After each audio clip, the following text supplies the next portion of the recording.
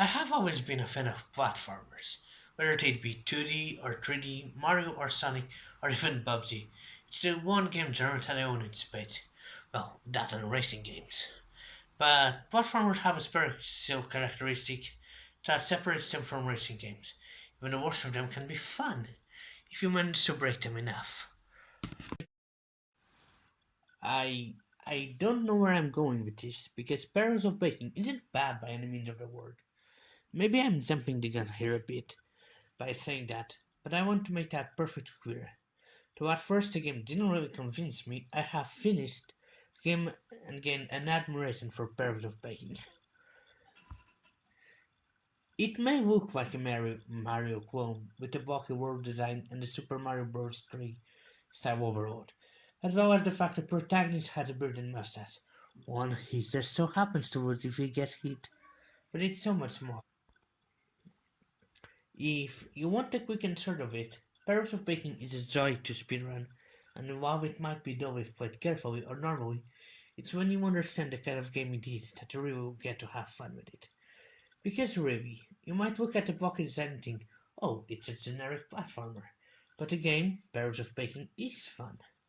I've been playing it for 3 updates now, and probably put about 4 hours into it.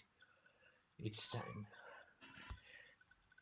It's not very long, but it's a game I find myself replaying whenever it gets an update.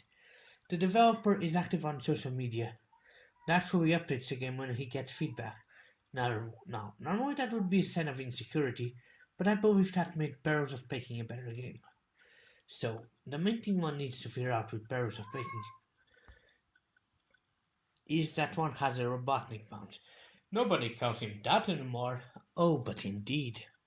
That means that when you jump on an enemy from a height and press the jump button as you hit them, you gain the height back. The seemingly simple system of vertical propulsion, that is, jumping, might not seem like such a big deal, but it dictates how one plays the game. Because the upper pathways are empty, and complaint I had at the time of making the review, and which I've discussed with the dev, though one goes fast, I wouldn't call this a Sonic wannabe. How could it? There are no slopes. However, pressing the square button and jumping on top of things makes this a fast fronting experience. If you allow me the blasphemy, I'd like to compare Perils of Baking to Super Meat Boy. Not because of the slippery controls or how fast you move, though you do move fast. Not even because of the difficulty, which though I died is not even compared to that game. But because it's got a good quality in a platform. It makes me want to replay it when I die. It makes me just play one more stage. Not that you don't die in one hit at the beginning. It'd be wise, I think, to collect food to gain extra hit points. But you get that cute and epic burn when you do that. I actually died the first time I played through, slowly and carefully. Collect enough food and you'll gain a safe one, or two, allowing you to throw projectiles. Sounds awesome. I still think it's better jumping on things. Way more fun. Besides the main platforming stages, you'll have minecart, water, and balloon stages.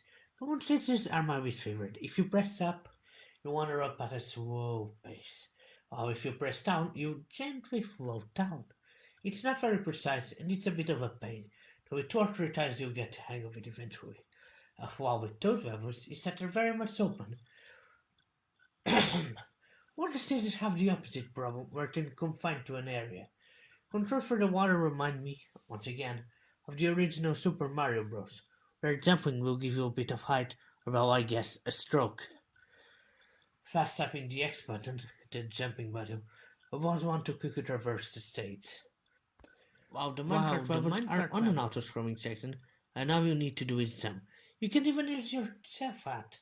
You might find some secrets if you fail a jump, or not. They're fast, fronting ferocious. They make you time your jumps, which is always a net positive. Perils of Baking is not as long as some games on the genre, but what is there is good enough. Actually, let me rephrase that. It's good.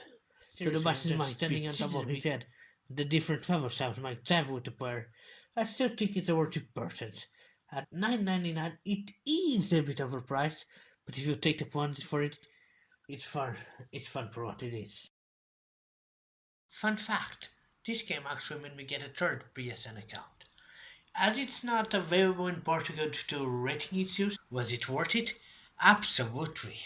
It was a whole lot of work to get it, a process involving several emails, but the game made me glad I wait for it. I am Mcportugalem, and I will catch you later.